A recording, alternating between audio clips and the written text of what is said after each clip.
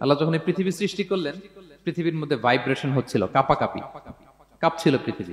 আল্লাহ পৃথিবীর কাঁপাকাঁপি বন্ধ করার জন্য এই পেরেকের মতো পাহাড়গুলোকে পৃথিবীতে ঠুকে দিলেন, কাঁপাকাঁপি বন্ধ হয়ে গেল। এই দৃশ্য দেখে ফেরেশতারা বলে, ইয়া রাব হাল মিন খালকিকা আশাদ্দু আলাল জিবাল। আল্লাহ, পাহাড়ের এত শক্তি, পৃথিবী কাঁপতেছিল, পাহাড় আপনি ঠুকে দিলেন, পৃথিবীর কাঁপাকাঁপি বন্ধ হয়ে গেল। আপনার সৃষ্টির মধ্যে পাহাড়ের চেয়ে শক্তিশালী কিছু আছে? আল্লাহ বললেন আছে। সেটা কি? আল হাদিদ। আল্লাহ বললেন সেটা লোহা, কারণ লোহা দিয়ে পাহাড় কাটা যায়, ঠিক কিনা? লোহার কথা শুনে ফেরেশতারা অবাক, লোহা পাহাড়ের চেয়ে শক্তিশালী?